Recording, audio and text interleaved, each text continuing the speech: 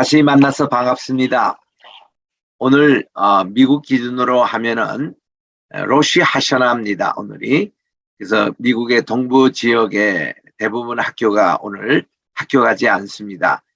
우리 로시 하샤나는 유대인들만 지키는 게 아니라 우리 전 세계민이 사실 지켜야지요. 하나님께서 천지 만물을 창조하시면서 말씀으로 빛이 있으라 하심에 빛이 있었던 그날, 이 창조절입니다. 바이오멜 엘로힘 여히 오르 바여히 오르, 하나님께서 말씀하시기를 빛이 있었으면 좋겠다 하시니 그 빛이 있었다 하는 로시 하샤나 이날입니다. 그래서 우리 오늘로부터 열흘 후에는 그 욤키프르가 있고, 그다음 오늘부터 15일 이후에 초막절이 있는 그런 유대인의 절기를 지킵니다. 원래는 한국이 추석이 그 이스라엘에 지키는 초막절보다 한 달 앞서 당겨졌습니다. 그래서 이번 한국 추석을 보니까 그날 보름달이 100년 만에 제일 큰 보름달이 뜬 거 보니까 이번에 계산법은 한국 그 추석이 맞는 것 같습니다. 어쨌든 유대인은 유대인에게 또 계산법대로 이제 오늘 로시 하샤나를 이래 지키는데, 오늘은 우리가 지난 시간에 약속한 대로 성막에 대한 공부를 하도록 하겠습니다. 성막을 여러분들이 여러 곳에서 또 들으신 분들도 많고 계셔서 간단하게 그냥 지나가려고 했는데, 우리 또 출애굽의 마지막이 또 이 성막의 내용이거든요. 우리 출애굽은 20장이 십계명입니다. 그리고 21장, 22장, 23장이 카비넨트 코드라고, 이것은 그 계약 법전을 이렇게 다루고 있습니다. 그리고 25, 26, 27, 28, 29, 30, 이 5장은 성막의 디자인, 하나님께서 디자인을 모세에게 보여주신 것입니다. 모세는 시내 산에서 나타나신 하나님을, 그는 호렙 봉우리, 호렙산에서 이 말씀을 다 받아 적어서 내려와서 성막을 제조하게 됐던 것이거든요. 그리고 이제 모세가 호렙산에서 내려왔을 때에 아론 중심에서 금송아지를 만들어서 그 아피스신 혹은 하토로신이라고 이렇게 부르는 그것을 만들어서 다시 이집트로 돌아가려는 운동에서 모세는 하나님의 허락을 받지 않고 하나님이 직접 손가락으로 쓰신 두 돌판을 그 금송아지 향하여 집어 던지고 말았습니다. 모세의 큰 실수죠. 하나님이 직접 이렇게 적어주신 돌판.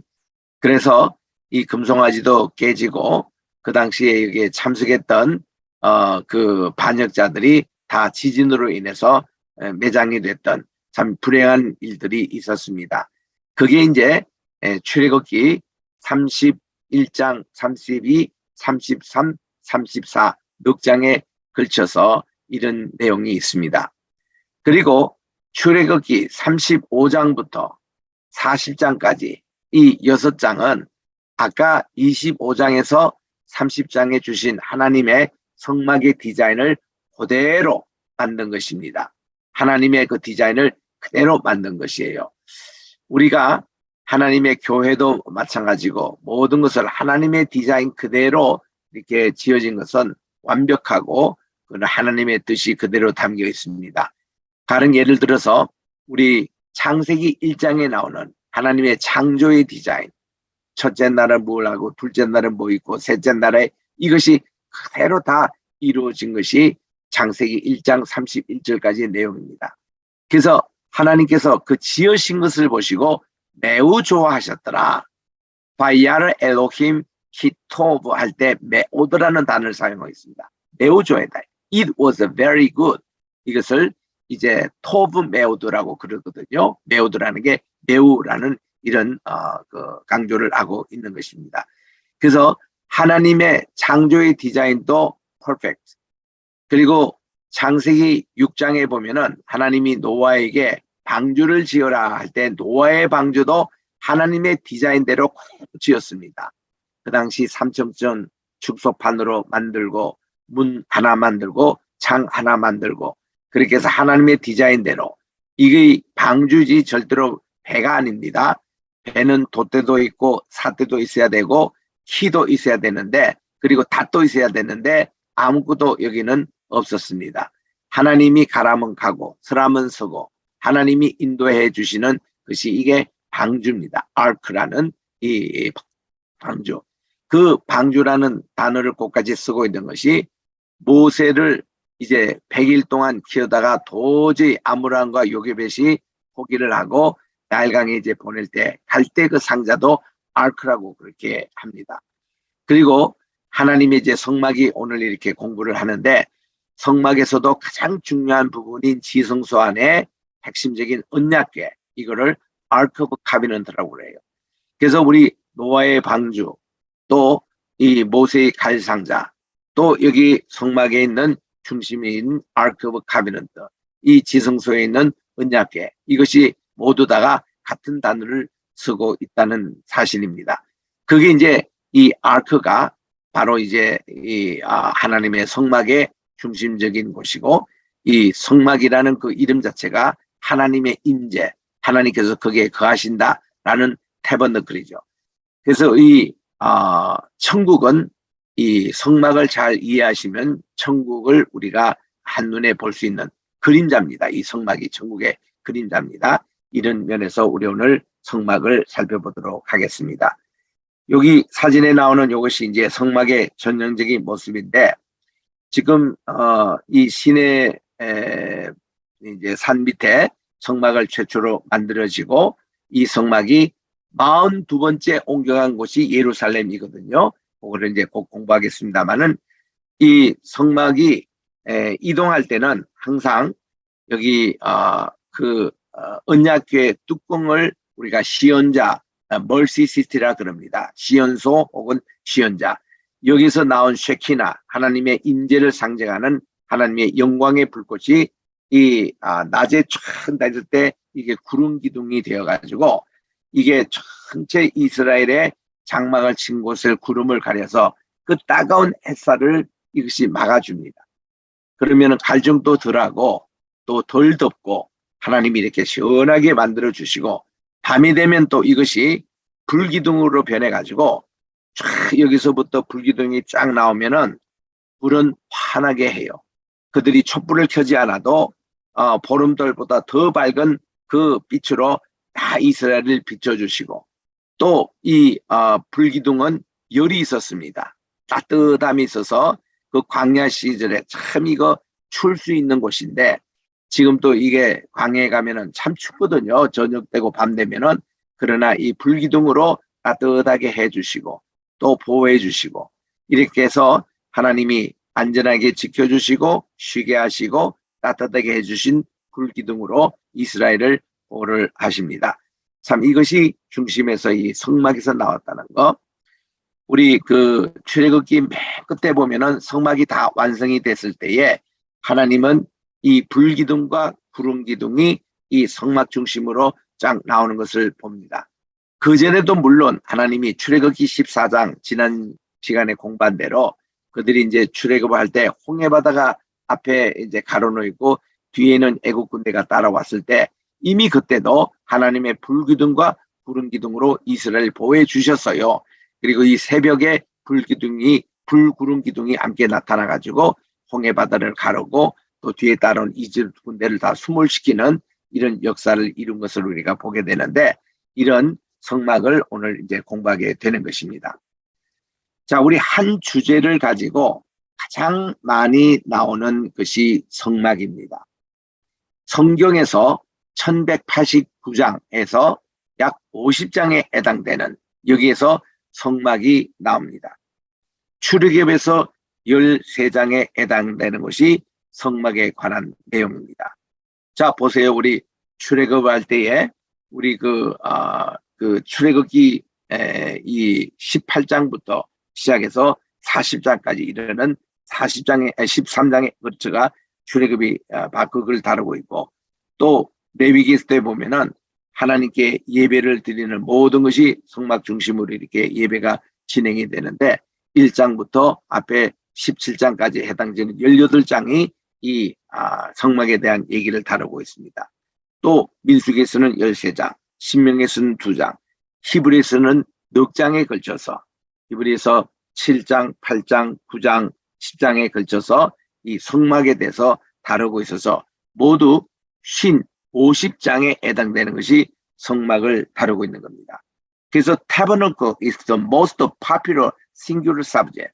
이 성막의 주제는 단일 주제로 가장 많이 성경에 나옵니다.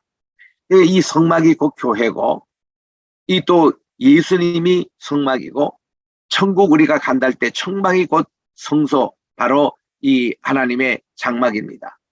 그래서 우리 주님께서 요한복음 14장에서 이제 우리 주님께서 천국에 다시 돌아갈 이런 말씀을 하면서 너희는 마음에 근심하지 말라. 하나님을 믿으니 또 나를 믿으라.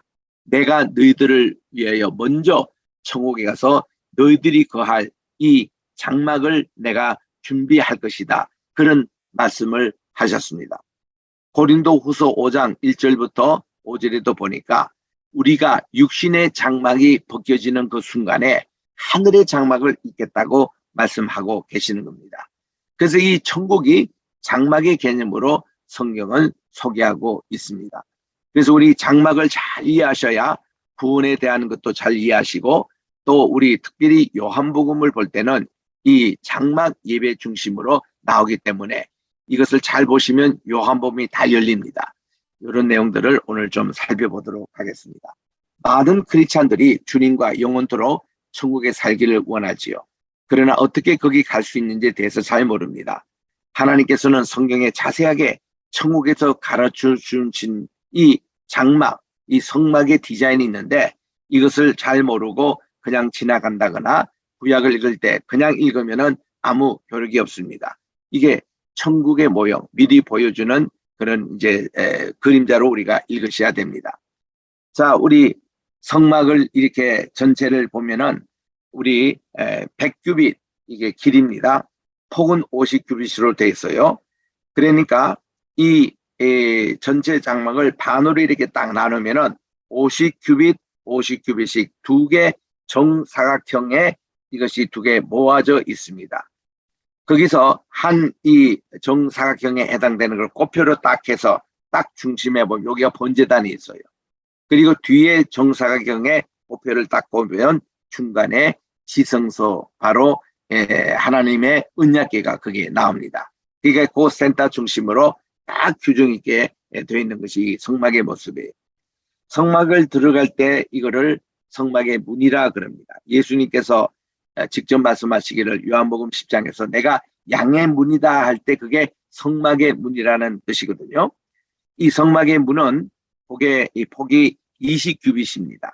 우리 사람이 손을 딱 펴서 있으면 4규빗이잖아요. 한 남자에. 그러니까 이 성막에 들어가는 문이 5 남자가 이렇게 손을 뻗고 있는 이런 이제 길이가 20규빗이에요. 그리고 그 옆에 15규빗, 15규빗 해서 요 길이가 전체 50규빗으로 되어 있는데 이게 바로 성막의 문입니다. 이 문으로 들어가야지 다른 문으로 성막에 들어가면 도둑입니다. 절대 안 되고 예수님만이 성막에 들어갈 수 있는 유일한 길이고 유일한 문입니다. 반드시 이 문을 통해서만 들어가고 딱 들어가면은 이제 번제단이 나오고 그 옆에 우리 안에 짐승을 이제 죄를 정화시키고 육각을 뜨고 하는 그런 구조가 이제 나옵니다. 그리고는 그 뒤가 번제단이 있어요. 그리고 물두멍이 있습니다. 그리고는 이제 성소에 이제 들어가는데 성소는 커튼으로 쳐져 가지고 제일 끝 서쪽 끝에 있는 것을 지성소라 그러고 앞에 있는 것을 성소라 그럽니다. sanctuary. 그리고 뒤에는 holy of holies, 지성소. 그렇게 해서 되어 있는데 이런 이제 구조들을 하나씩 좀 자세하게 보겠습니다. 자, 구약에서 우리 atonement, 예배의 제도에 의해서 다 성막 중심으로 이루어지는데 죄를 사하는 예식이 보세요. 소와 양과 염소와 비둘기 중에 흠 없는 수컷을 선택을 해서 이제 수건을 벗고 보면은 사실 이 예수님이거든요. 이런 동물들을 기르기 쉽고 안사기 쉽고 하는 이 모든 제물로 바치는 동물들 하나하나가 제사장이 다 키웁니다. 제사장이 키우는 그곳이 예루살렘에서 가까운 베들레헴에서 이것을 키웠습니다. 베들레헴은 옛날에 에브라다였습니다. 그리고 여기가 베틀레헴이란 뜻은 베튼 그 집이란 뜻이고 레헴은 빵이란 말이에요. 그 빵의 집이라는 뜻입니다. 그 베들레헴은 거기에 제사장들이 직접 양떼, 소떼 그리고 염소떼를 해서 하나님께 번제로 드릴 그 짐승을 거기서 치고 있었던 것입니다. 예수님의 탄생 소식이 베들레헴에 양떼를 지키고 있었던 제사장급인 레위인들에게 제일 먼저 이것을 합니다. 그냥 목자들이 아니에요. 하나님께 예물을 준비하는 그런 이분들에게 나타나셔서 지극히 높은 곳에서는 하나님께 영광, 땅에는 평화, 사람들에게는 선의, 이것이 있을지어다. 이렇게 이제 소개가 되는 겁니다. Glory to the highest of God. 그리고 peace on earth, goodwill toward man. 이렇게 해서 우리 하늘과 땅과 또 사람, 이 천지인의 축복을 얘기하면서 이제 너희들이 이렇게 하나님께 예물을 드릴 이런 어린 양이며 번제며 소며 염소며 이렇게 이제 지우는 이런 수고를 이제는 너희들이 안 해도 또 하나님께서 이 정말 독생자를 보내주셔서 세상의 모든 죄를 지고 가는 하나님의 어린 양으로 이 땅에 탄생하셨음을 알리는 내용이었어요. 그래서 이분들이 제일 먼저 예수님 탄생을 축하하면서 베들레헴에 또 예수님이 나신 곳을 이렇게 경배했던 내용들을 우리 감격적으로 읽을 수 있잖아요. 이게 이제 성막 예배의 완성자로 오신 분이 예수님이라는 것을 우리에게 보여주신 것이고, 그리고 세례 요한도 예수님을 소개하기를 Behold the Lamb of God, 보라 하나님의 어린 양이로다, which takes away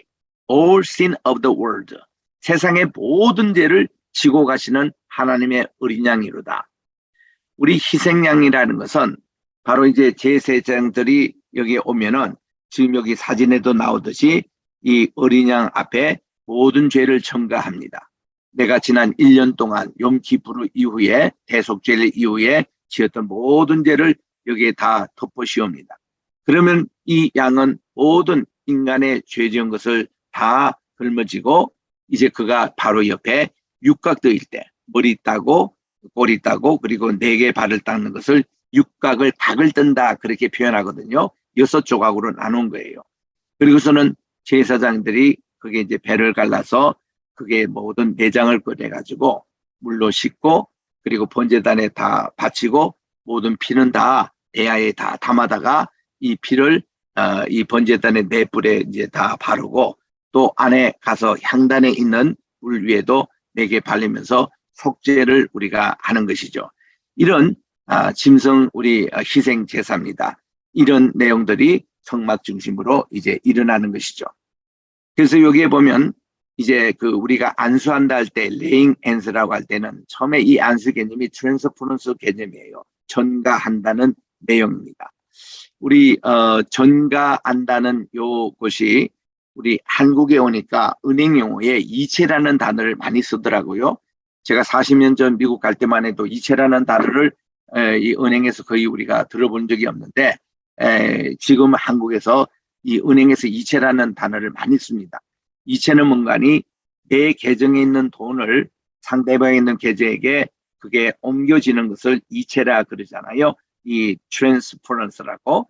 이 이체라는 이 단어가 원래 이 구약에서 나오는 내 모든 죄를 다 이렇게 할 때 내 죄가 이체가 됩니다. 이 짐승에게, 이 하나님께 번제 바칠 이런 동물에게. 이거를 안수라고 그래요. 안수는 그렇게 이체가 되는 겁니다. 안수는 2가지가 있잖아요. 내 죄인이 죄가 없는 그 짐승에게 이렇게 죄를 전가할 때도 이런 안수해서 전가라는 말을 쓰고, 또 거꾸로 죄가 없으신 하나님이에요. 하나님께서 우리에게 의를 전가해 주세요. 우리는 죄를 전가하고 하나님은 안수를 통해서 의가 전달이 되는 거예요. 예를 들면 우리가 병자리에서 안수기도 한다 할 때 어떻게 됩니까? 그 모든 병의 원인과 병의 모든 나쁜 것이 다 내게로 오는 거예요. 예수님께로 오는 겁니다. 이 완수를 받는 사람에게 오는 거예요. 그래서 우리 신유의 은사가 있는 분은 반드시 이렇게 기도할 때에 그 사람의 고통이 내게 와요. 내가 그 루마티스 환자에게 안수 기도한다 하면요. 어느 순간에 내 뼈가 막 아프고 이렇게 루마티스가 기곤이 막 오는 거예요. 그러면 이분은 지금 치유가 되고 있는 겁니다. 치유가 되고 있는 거예요. 그래서 이렇게 우리 이사야서 53장에도 나옵니다만은 병의 모든 질고라든지 죄의 모든 질고를 우리 주님이 담당하고 가신다는 그것이 정가의 개념과 또 맞는 그런 개념이거든요. 그래서 이런 이제 치유의 것이 일어나고 하는데 정말 우리는 우리 그분께서 대신 우리의 고통을 짊어지시고 다 우리 대신에 채찍을 맡으시고 그러면서 우리는 남을 입어두다. 우리는 회복되지만 그분은 우리의 모든 죄짐과 모든 이 병이 다 전가가 된다는 것입니다. 그러나 우리 주님은 치유의 능력으로 우리를 고쳐주시잖아요. 그와 같이 우리는 이 짐승에게 이렇게 하면은 우리의 죄는 전가되게 되고 하나님의 의가 우리 제물을 통해서 우리에게 전가가 되는 겁니다. 이 역할을 했던 것이 속죄 제물이었는데 예수님이 십자가에 돌아가심으로 우리의 속죄 제물이 되신 거예요. 그래서 우리 주님은 요한복음 19장 30절에 모든 것이 이루어졌다 할 때 테텔레스타이라고 헬라말의 결의랍니다. 테텔레스타이. 이 뜻이 뭔가니 모든 죄짐, all debts of sin are forgiven. 모든 죄짐이 주님께서 다 떠맡으셔서 주님이 대신 돌아가심으로 우리의 죄가 속량이 됐다. 이런 위대한 선언이 요한복음 19장 30절에 나오는 것이 그게 요한복음의 전체 요절의 말씀이 되는 것입니다. 보라 세상 죄를 지고 가는 하나님의 어린 양이로다.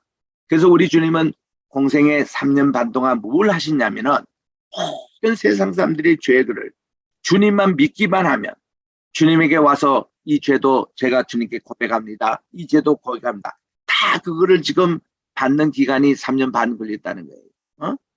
그래서 그걸 믿고 내 죄를 대신해서 우리 주님이 십자가에 하나님의 아들 되시는 예수님이 돌아가심으로 우리의 모든 죄짐을 주님께서 맡아주셔서 우리가 용서함을 받고 치유를 받고 회복을 받았다는 이런 내용이 복음의 핵심입니다. 이게 다 성막 예배의 원리인 것이에요. 그래서 여기 보니까 안수하지 않는 동물은 동물이고 안수한 동물은 제물이 됩니다. 안수는 죄의 증가입니다. 내 죄를 대신해서 모든 것을 다 이렇게 트랜스퍼 이렇게 전가시키고 우리 죄의 이체죠. 그러면은 하나님은 우리에게 의의 이체를 주시는 겁니다.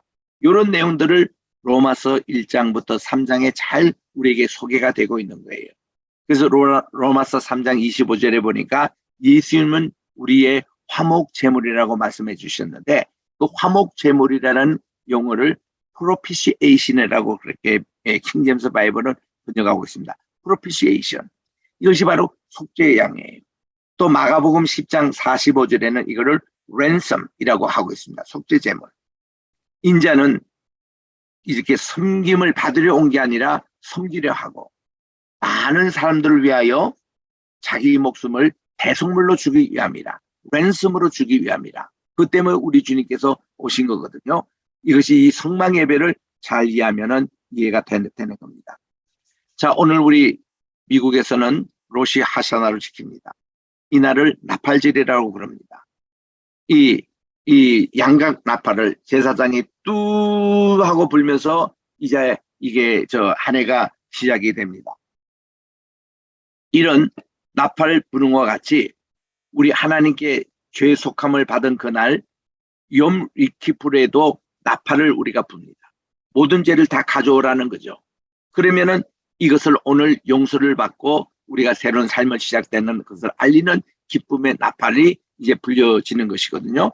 번제를 드릴 때는 죄인은 번제단 뿔을 붙들고 자기 대신 죽어가는 재물을 바라봅니다.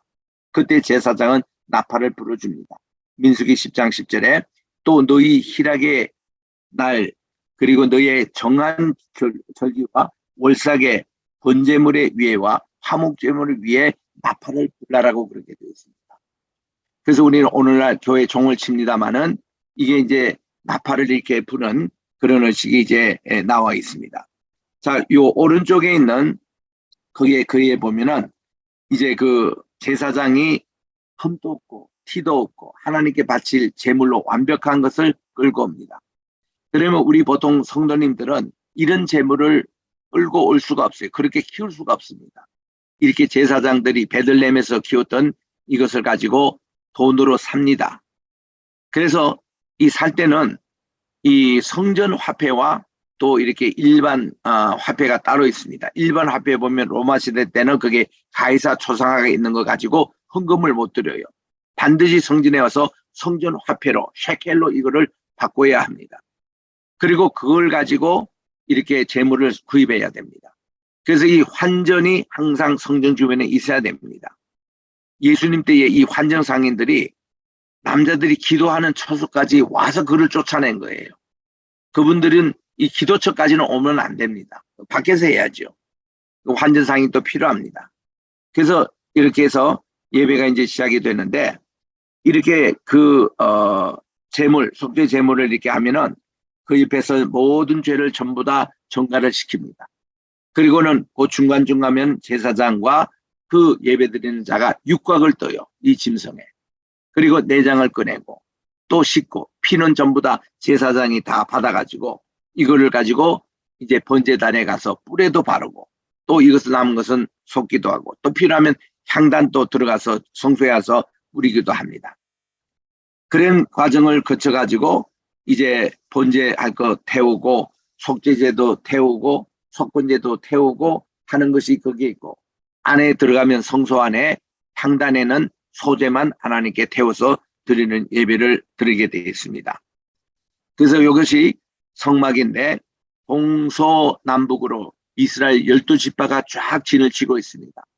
오늘날 라오스 산에 가보면은 라오스 산에 있는 미대한 광야가 이런 넓은 광야가 있어요. 그래서 200만이 아니라 300만 이상도 얼마든지 진을 칠 수 있는 공간을 여기서 확인할 수 있습니다. 근데 가짜 신단산에 가보면 이런 공간이 전혀 없어요. 그들이 어디서 금송아지를 만들었는지 어디서 진을 치는지 전혀 흔적이 보이지가 않습니다. 근데 여기는 그 흔적이 나와요. 자, 우리 지금 이 성막에 이렇게 보면은 성막에서 문이 있는 요것이 동쪽이에요, 동쪽. 그리고 맨 끝에는 서쪽입니다. 지성소가 있는 장소. 그래서 시편 103편 12절에 보니까 우리의 죄를 동에서 서가 먼 것 같이 우리 죄를 옮기셨다 하고 표현이 성막 예배를 얘기하는 것입니다. 동문에 와서 하나님께 죄를 다 고하고 정가를 시키고 이 이제 잡은 짐승의 이 피, 촉죄의 피를 다 지성소에 가서 그것을 뿌리고 그래서 우리의 죄를 용서해 주신 이것이 예수님의 십자가의 사건인 거거든요. 예수님의 십자가 사건은 지성소 예배의 완성이었습니다. 그래서 이제는 더 이상 짐승 제사, 희생 제사가 필요 없게 됐어요. 예수님 이것을 다 이루어 주신 겁니다. 토요 안식일도 우리 주님이 토요일날 안식을 하므로 그 다음날 주일날 아침에 부활하셨기 때문에 이 모든 것이 새로운 안식, 토요 안식이 아니라 이제는 주일 안식으로 된 거, 완성하신 날입니다. 그래서 우리 예배를 이렇게 드리는데, 그래서 이제 서쪽, 동쪽, 서쪽, 위에 북쪽, 남쪽 이렇게 해서 방향으로 이 모든 지파가 다 이렇게 형성이 되어 있습니다. 동쪽 이쪽에 지파 세 지파가 있는데 유다 지파예요. 유다 지파, 이스갈, 스불론이 동쪽에 세 지파가 있습니다. 서쪽에는 에브라임 중심한 세 지파가 있어요. 남쪽에는 르벤, 첫째 아들 르벤 지파 중심으로 세 지파가 있습니다. 북쪽에는 단 지파 중심으로 세 지파가 이렇게 있습니다. 그런데 여기 지금 쉐키나 그 하나님의 언약궤 뚜껑 위에서 올려온 하나님의 영광에 나오는 구름 기둥이 막 흔들립니다. 흔들리면은 제사장을 비롯해서 모든 고핫 자손, 게르솜 자손, 또 이제 무라리 자손, 그 레위의 세 자녀들이 집결을 합니다. 해서 이제 성막을 우리가 움직이고 이동해야 되니까 그래서 그들이 다 챙겨가지고 이제 저들이 이동을 합니다. 그러면은 대제사장 앞장서고 모세가 따라가고 그리고 성막을 맨 모든 제사장들이 따라가면 거기에 동쪽 지파 세 지파 따라가고 서쪽 지파 세 지파 따라가고 남쪽 지파 세 지파 따라가고 북쪽 지파 세 지파가 딱 줄을 이어서 쫙 이렇게 가게 되어 있습니다. 어떤 분은 이것을 계산을 해봤어요. 이 길이가 얼마나 될까? 그냥 일직선으로 쭉 서면은 60만 대군에다가 이렇게 정말 각 12지파가 해서 쭉 이렇게 가면은 그 다 한 16마일이나 되는 뭐 이거 상당히 아주 긴 그런 여정이죠. 그 1마일이 1.6km인가요? 그 곱하면은 16마일 같으면 몇 킬로가 나오잖아요. 그런 장엄한 길을 이렇게 이동을 했다고 그래요. 그래서 성막의 그런 모습 이동 경로인데, 자, 우리 성막의 구조를 봅니다. 우리 문을 이어서 본제단 물두멍이고 안에 성소가 있습니다. 성소에 이쪽 첫 번 방을 우리가 이것을 홀리 플레이스 성소라 그러고, 그다음 맨 마지막 서쪽에 있는 것을 홀리 오브 홀리스 지성소라 이렇게 해서 하나님의 성막이 서 있습니다. 이걸 또 위에서 이렇게 딱 찍어서 보면은 이 성소 안입니다. 성소 안에 보니 떡상이 보이고 촛대가 메노라가 보입니다. 향단이 보입니다. 그리고 또 휘장 넘어서 있는 지성소 안에는 하나님의 언약궤가 보입니다. 이 언약궤 요거를 또 하나씩 우리가 자세히 살피겠습니다. 자, 우리 성소와 지성소를 분리시키는 것이 휘장입니다. 이 휘장에는 하나님의 천사 그룹이 새겨져 있습니다. 이 휘장 자체를 에봇이라 그러는데, 이 에봇은 청색, 자색, 홍색, 백색 실로 이렇게 뜨개질한 거예요. 뜨개질한 것이 이게 이제 우리 세마포라 그러고, 대제사장이 입는 옷에는 요 네 가지 색 더하기 금색이 안에 더 더해집니다. 그리고 청, 홍, 자, 백 이 세 개 플러스 금색. 그래가지고 제사장 에봇에는 금색이 하나 더 들어가요. 그러나 하나님의 휘장과 성전을 이렇게 성막을 덮고 있는 첫 번째 이 장막이 또 에봇으로 되어 있는데, 여기에는 이 금색은 안 들어갑니다. 자, 이래서 이게 안쪽 방의 위치인데, 기둥은 4개예요. 성소와 지성소 사이에는 4개가 있는데 이것은 사복음서를 상징합니다. 그리고 성소 안에 들어갈 때는 기둥이 5이에요. 이거는 모세 오경을 상징합니다. 그래서 5 더하기 4. 그리고 여기는 보니까 휘장 여기에 그룹 천사가 수를 새겨져 있습니다. 그래서 이 성막은 성신님께서 인도하는 생활을 또 얘기합니다. 우리의 성화 생활의 모습이 또 성막의 모습인데, 성막은 광야에서 41번 진을 쳤습니다. 42번째 때 예루살렘에 안착해요. 그리고 요단강을 건너서 진을 쳤습니다. The tabernacle was moved over the Jordan River and settled down이라고 그렇게 되어 있습니다.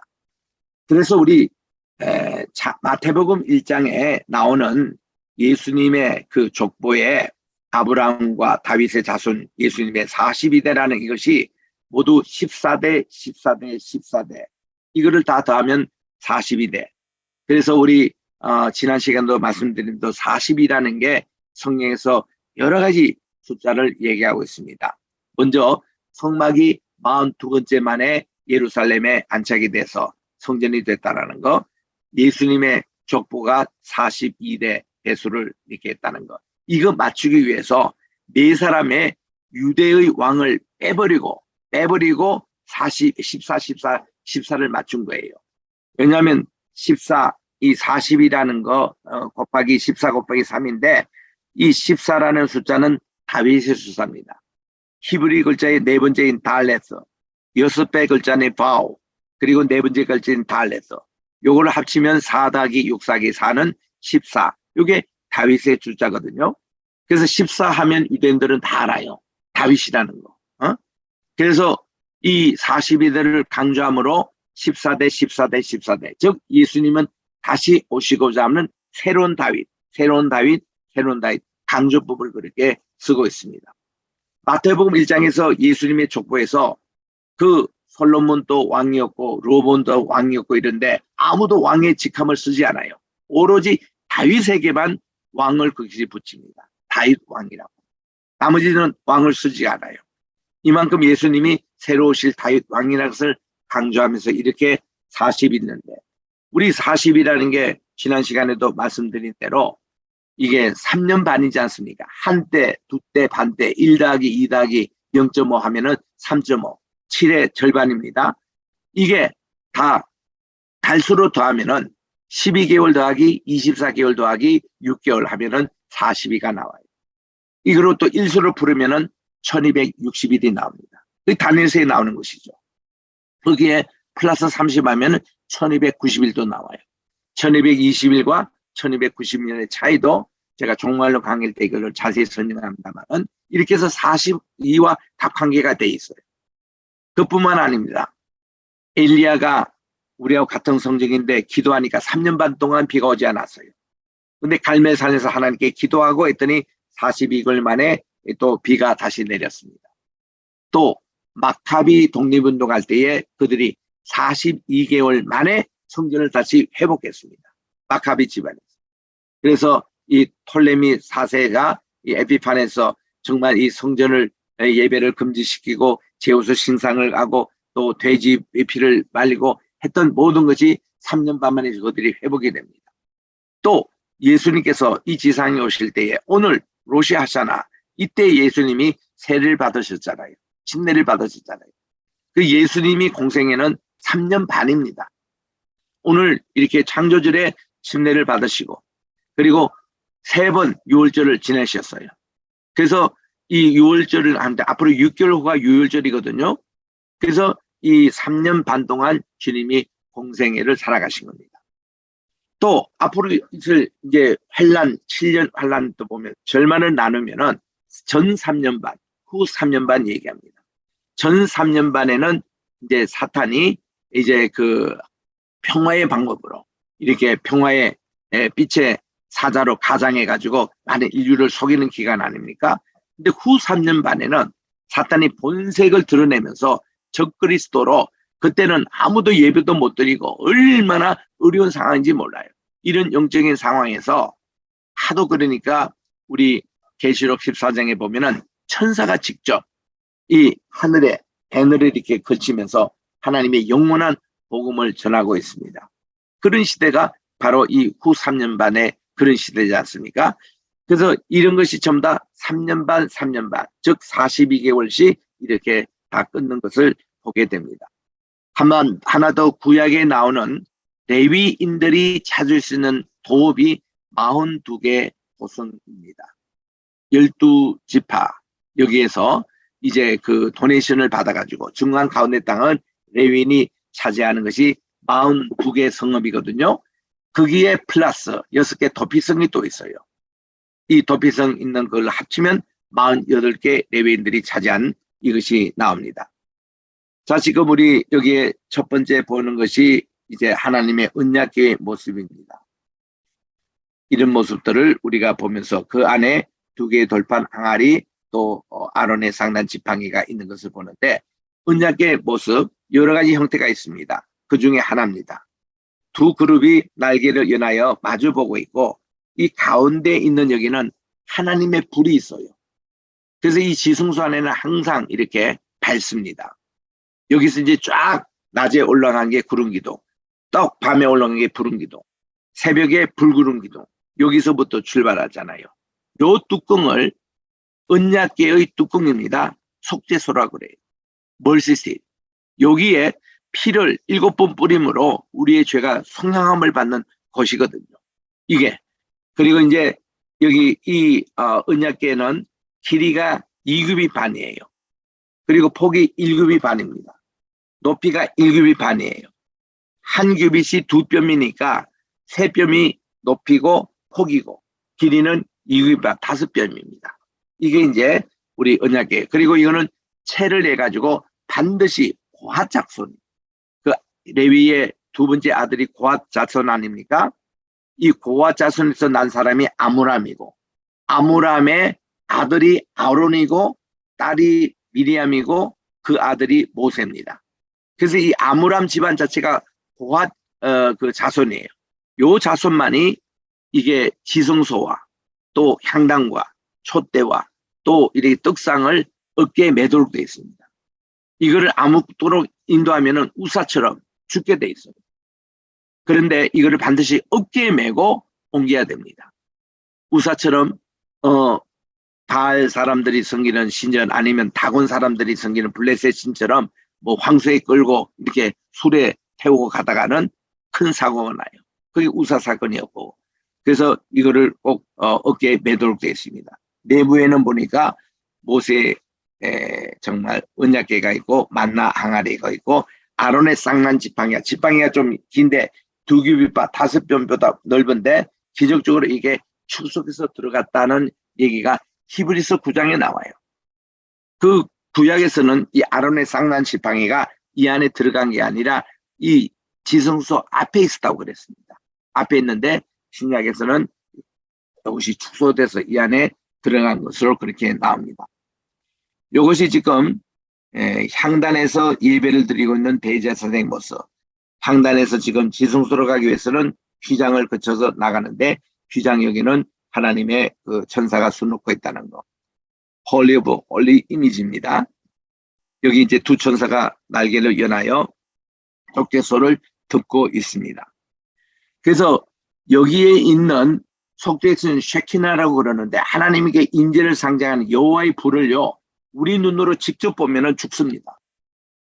그래서 대제사장들이 항상 이 예배 보러 들어갈 때는 이 눈을 직접 보지 않기 위해서 향단에서 향으로 가득 향을 채워가지고 안에 들어가면 눈을 감고 다 이렇게 연기로 가득 채우게 합니다.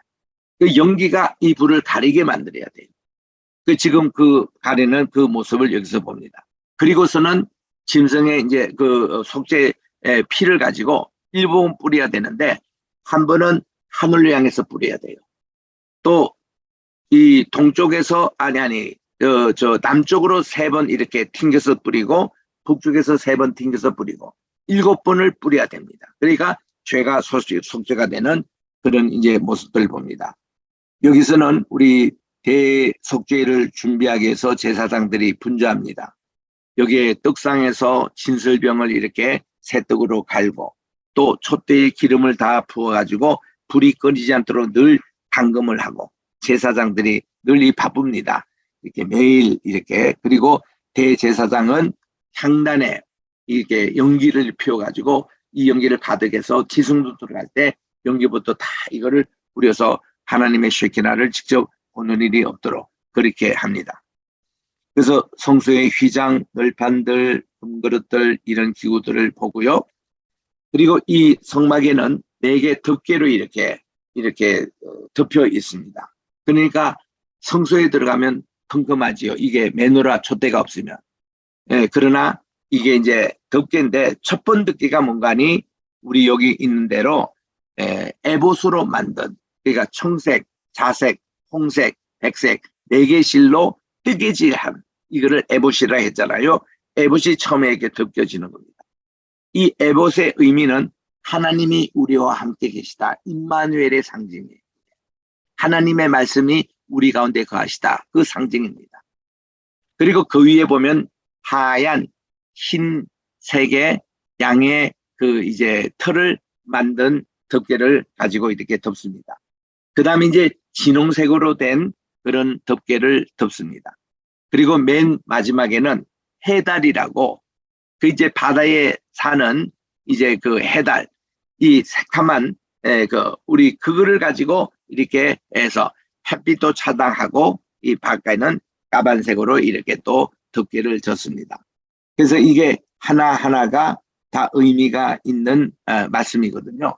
처음에 있는 이 이제 그룹들에 있는 이 휘장 이거를 에봇이라는 이것은 하나님의 영광을 상징하고 그리스도의 영광 그리고 이 염소들로 하얗게 만든 이것은 우리의 죄를 흰눈같이 하겠다는 그 말씀과 붉은 것은 우리 주님의 그 주홍색의 보혈을 상징하고 그리고 검은 것을 이렇게 덮은 것은 성화를 상징하는 이 세상과 우리가 구별돼서 우리 노아의 방주 노아도 보면은 그 방주에 세상과 구별하는 방수를 하고 있잖아. 아스팔트를 딱 해서 이 코펠이라는 나무에다가 이것을 방수를 해서 이 물이 진화하지 못하도록 막는 이것이 이제 까만 덮개의 뜻이라고 그렇게 하는 것입니다. 이렇게 덮개예요. 순서대로 에봇, 흰색 틀, 그리고 붉은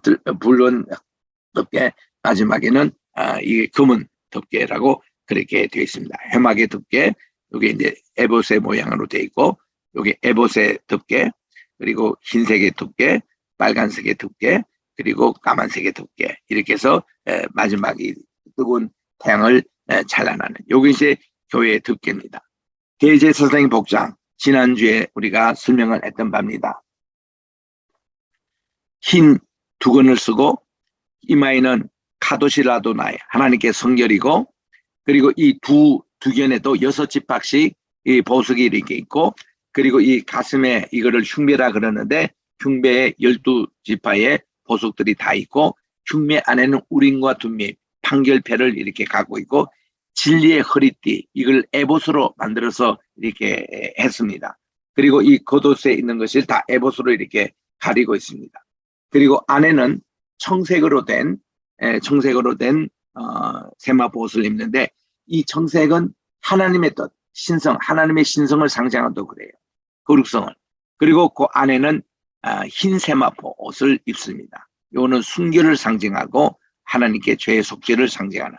그리고 그에는 여기에 연기가 나는 우리 지성소 들어갈 때 연기로 쇠캔을 가려야 되니까 이런 것을 이제 들고 대제사장이 하는데 이게 들어가기 위해서 40일 동안 이 대제사장이 금식기도 하고 준비하면서 욤키프로 예배를 준비하고 있습니다. 이게 메노라입니다. 메노라인데 여기서 이제 기름을 붓는 것이 7군데 나오잖아요. 가운데 이것이 중간 가지입니다. 그리고 이것이 아몬드 나무의 가지입니다. 아몬드로 이 3가지가 이렇게 펼쳐 있어요. 3가지가. 그래서 우리 요거를 A, B, C, D라고 매긴다면은 그 다음은 C-B-A-가 됩니다. A, B, C, D, C-B, A-. 여기 짝을 매르고 있어요. A와 A-, B와 B-, C와 C-, 짝을 매르고 있어. 요거를 바로 키아전 구조라 그렇게 얘기합니다. 우리 두뇌가 사람이 이렇게 두 주먹을 하면은 우뇌와 자뇌가 있고 중간 뇌가 있어요. 이 뇌가 중요합니다. 물론 또 더 세분해서 나누면 이게 앞면 이게 그 뇌가 있고 뒤에 뇌가 있고 측면에 뇌가 있고 또 분류가 됩니다만 크게는 그렇게 좌뇌, 우뇌, 중간뇌가 있잖아요. 이 키아전 구조입니다. 이걸로 돼 있어요. 그래서 요걸로 우리 목을 중심으로 이제 여 밑에 하체에 보면은 우리 오른쪽 두뇌는 우리 목 밑에 있는 왼쪽 이거를 컨트롤 해요.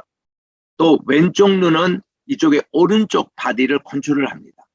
그래서 우리가 무슨 이게 관리를 잘 못하면은 이렇게 중풍이 와요. 중풍이 왔을 때 오른쪽 뇌가 이렇게 시원찮으면 왼쪽 마비가 오고요. 왼쪽에 뇌가 문제가 있으면 오른쪽 마비가 와요. 그럼 치유를 어떻게 해야 됩니까? 이 뇌를 잘 관리하시면은 우리 이것이 다 수족이 풀어지거든요. 우리가 발에 쥐가 났습니다. 왼쪽 발에 쥐가 났어요. 그러면 이 쥐를 할 때 그거를 이렇게 치료하는 것보다는 꼭 같은 오른쪽 그거를 잘 주늘고 이렇게 하면은 이게 풀려버려요. 이런 어떤 것이 우리 몸 자체도 키아즈 구조로 하나님이 창조해 주셨고 이 메노라가 그렇게 돼 있고 하나님의 말씀이 그렇게 돼 있습니다. 우리는 반드시 신약과 구약의 키아즈 구조를 이루고 있어요. 예수님의 십자가 중심으로, 예수님 중심으로. 그래서 우리는 기독론적으로 성경을 해석해야 모든 것이 완벽하게 되는 것을 이 메노를 통해서 볼 수 있습니다. 자, 진실병에 보면은 이스라엘의 12지파에 따라서 6개 등리를 하고서요. 여기 보면은 우리 성만찬식을 할 수 있는 기구가 여기 다 있습니다. 이렇게 마시는 물 주전자도 있고 잔도 그게 있어요. 이게 진설병은 쇼브레드 됩니다. 항상 여기는 이 빵이 이렇게 진설돼 있어야 합니다. 요거를 진설병으로 만든 빵은 일주일 동안 끄떡없이 가요. 그리고는 이 안식일 때 이거를 갈게 돼 있는데 가는 그 빵은 제사장과 그 가족이 먹게 되고 있습니다. 이게 진설병의 모습. 예수님은 나는 생명의 떡이다 하실 때에 이것을 상징했고 나는 생명의 빛이다 하실 때는 내 나라를 말씀을 하신 것을 봅니다.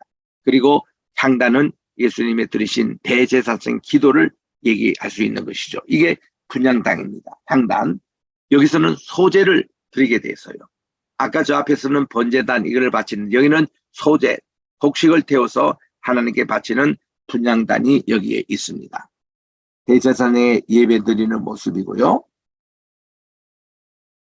이게 예배 드리는 전체의 모습 이제 나옵니다. 바깥문의 뜰 나오고요. 출애굽기 21장. 요게 이제 예수님이 나는 양의 문이라 할 때 이 문을 말씀을 해주셨고 내가 길이요 진리요 생명이다 할 때에 길이 바로 이겁니다. 구원의 길입니다. 이 길로만 들어가야 됩니다. 예수님으로 만회통해야 합니다. 그리고 진리라는 것은 바로 성소를 얘기합니다. 성소에 있는 떡상과 메노라와 그리고 향단을 얘기하고 그리고 생명이다 할 때는 지성소 안에 있는 바로 5개 기구가 있잖아요. 언약궤가 있습니다. 뚜껑을 이렇게 속죄소라고 그럽니다. 그리고 그 안에 만나의 항아리가 있습니다. 또 십계명을 담은 돌비가 있습니다. 그리고 쌍난 아론의 지팡이가 거기에 있습니다. 이런 아론의 지팡이도 그게 아몬드 나무예요. 우리나라에서 살구나무로 번역된 거 이스라엘 가면 살구나무로 자체가 없습니다. 우리가 없을 때 아몬드가 없을 때 살구나무로 그냥 편의상 번역한 것인데 이제는 우리가 아몬드를 아니까 아몬드 나무. 그리고 이 아몬드 그 아까 그 메노라 할 때도 그 아몬드 나무 가지예요.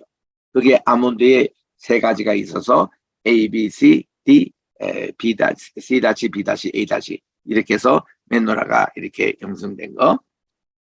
여기 이제 각 기둥 그게 이제 기둥이고 그래서 밑에 받침은 어떻게 하고 위에 끝은 어떻게 하라 다 성경에 하나하나씩 다 나옵니다.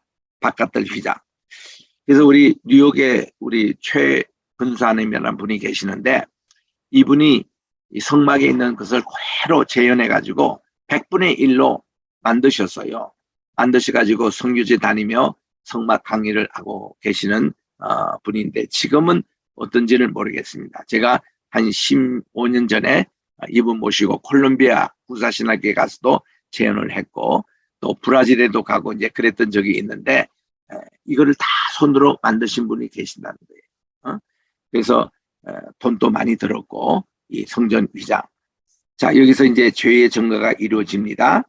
이루어져서 육각을 뜨는 것이 그 옆에 나오잖아요. 그 앞에 육각을 뜹니다. 그래서 이 높번제 보면은 이런 모습들, 기구들.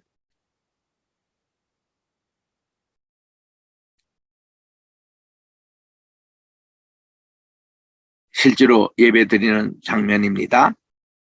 높이가 이제 3규빗이에요. 그리고 가로 세로가 5규빗이 된 게 번제단입니다. 불두멍의 모습인데 이런 모습이죠. 불두멍은 손과 발을 얼굴을 씻고 성소 안에 들어가게 되어 있습니다. 깨끗하게 정결하게 씻게 되어 있습니다. 그래서 밤에는 붉은 불 기둥으로 이렇게 쫙 펴져 있는 것입니다. 언약궤를 나를 때는 반드시 도화자손이 어깨에 매다가 이렇게 옮겨야지 우사처럼 술에 믿었다가는 그거는 큰일 납니다. 그래서 제사장들이 이렇게 언약궤를 옮기고 이 뒤에 다 성막의 기구들이 따라오고 그 다음 이스라엘 백성들이 지파별로 줄을 서서 이렇게 했습니다. 우리 아론의 모습이고 자 솔로몬 성전 요거는 좀 우리가 자세히 공부할 필요가 있는데 불행하게도 솔로몬은 하나님의 성전을 성막 그대로의 모습이 아니라 성막을 변형한 모습 이런 모습이 바알 종교 신전에 있는 그 전문가 이 두로왕 히람으로부터 이 기술자를 보내달라고 해가지고 그 사람들이 지은 솔로몬 성전이에요. 그게 이게 우리 성막하고 차이점을 본다면은 훨씬 규모도 크고 화려합니다. 2가지 입구에 딱 가보니까 브라질 올틀이라고 큰 번제단 이게 크기가요 3규빗, 5규빗, 5규빗이 아니고 훨씬 규모가 커요. 그리고 몰튼 씨라고 보이잖아요. 이게 물두멍입니다. 물두멍을 몇 개 만들어? 10개 만들어 놨어요. 여기 이제 중간에 있지만 그 뒤에 이렇게 동글라미의 네모 모습이 이게 10개 있잖아요. 이 물두멍. 이렇게 만들어 놨고, 그래서는 여기도 물두멍 주변에 황소로 이렇게 했습니다. 성전에는요, 짐승이나 이런 사람의 모습 언급하면 그거는 우상숭배와 관련돼서 하나님이 참 싫어하는 거거든요. 그리고 이제 우리 성경에는 이런 물두멍을 바다라고 번역하고 있습니다. 바다가 아니거든요. 우리 얌이라고 하는 것은 물이 많이 모이는 것을 얘기합니다. 그래서 이스라엘에서는 냇가도 얌, 또 호수도 얌, 또 이렇게 바다도 얌, 전부 다 얌으로 이렇게 해요. 얌수프며 얌 이렇게 하는데 여기 물두멍도 얌으로 그냥 번역을 해버리고 말았어요. 우리 성경 번역자들이 이게 물이 많이 모이는 것이 다 얌인 줄 모르고 이거는 그냥 엄격하게 물두멍으로 번역을 했어야 되고 그거를 이제 소가 바치고 있다 말이 안 됩니다. 이거는 바알 종교의 흔적이 들어온 거예요. 그리고 딱 입구에 들어가면 야긴과 보아스가 나오잖아요. 이 기둥이 나오는데 이 기둥 하나님께 이래 성전에 이거 서면 안 됩니다. 야긴과 보아스는 바알 신전의 특수한 그 기둥 문화인데 그것은 남자의 상징하는 남건 그거 상징해서 이 아침마다 여기에 메스터들 우리 그 태권도 사범도 메스터라고 번역하는데 그게 다 이 바알 신전의 그 용어거든요. 메스터라는 거. 그래서 이런 사람들이 회의하는 장소가 이런 장소였다는 거예요. 그리고 성전 안에 들어가 보면은 보세요. 이게 하나님의 메노라가 하나만 있어야 되는데 10개나 이렇게 했잖아요. 떡상도 하나만 있어야 되는데 10개 지금 만들어 놨잖아요. 그리고 중간에 향단 하나 있습니다. 이것도 잘못된 디자인입니다. 그리고 이제 지성소 안에 들어가 보면은 이제 하나님의 아크가 나오고 그 좌우편에 또 이렇게 뭐 이렇게 상징을 또 만들어 놨습니다. 지성소. 이것도 잘못된 것이고. 그리고 그 지성소와 성소 주변에 밀실 방을 보세요. 1번부터 쭉 15번 나오고 또 이렇게 여기 보면 16번부터 30번이 방이 나와요. 이 밀실방이 성막에는 없는 구조입니다.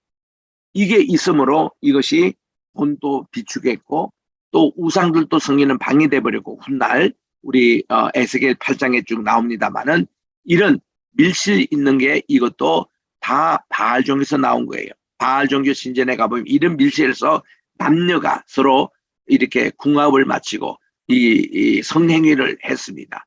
그래가지고 이 농경 이 풍요 작업 이런 것인데 솔로몬 성전이 이런 구조로 되어 있기 때문에 하나님의 영광이 떠나셨고 또 이것이 느부갓네살에서 다 파괴가 됐습니다.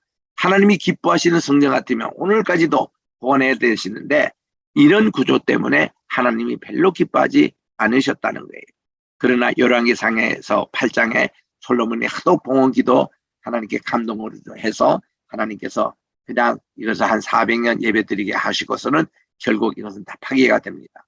그리고 훗날 이 성전을 지을 때는 그래도 솔로몬 성전보다는 이렇게 기둥도 없애버렸고 그들이 이제 밀실도 최대한 간수했는데 이게 헤롯 왕 때 또 이거를 정칭한다고 해서 또 이런 솔로몬 성전식으로 확장을 합니다. 그래서 그 성전도 다 하나님이 무너뜨린 것이죠. 그래서 우리 주님 중심한 것이 제3성전인데 요즘 메시아닉 주들이 제3성전을 건설한다. 종말이 가까웠다. 이런 얘기를 막 떠드는데 저는 그거 다 싫어합니다. 우리 제3성전이고 참성전은 예수님이 이미 이루신 거예요. 그래서 우리는 예수님 중심으로 우리가 가면 되는데 그분이 길이요 진리요 생명. 요거 구조로 된 것이 요한복음이 그렇게 되어 있다는 거. 요한복음 1장부터 12장까지는 길에 대한 부분. 거기는요 우리 일반 백성에 전도하는 게 나옵니다. 13장부터 17장은 제자들과 함께하는 이 진리의 그 성소의 부분. 그리고 18장부터 21장에 또 이렇게 나오는 것은 지성소의 부분, 생명의 이런 구조로 요한복음이 된 것을 요즘 제가 주일마다 이것을 요한복음 지금 강의를 하고 있습니다. 참고하시기 바랍니다. 오늘 강의는 이것으로 마치겠습니다.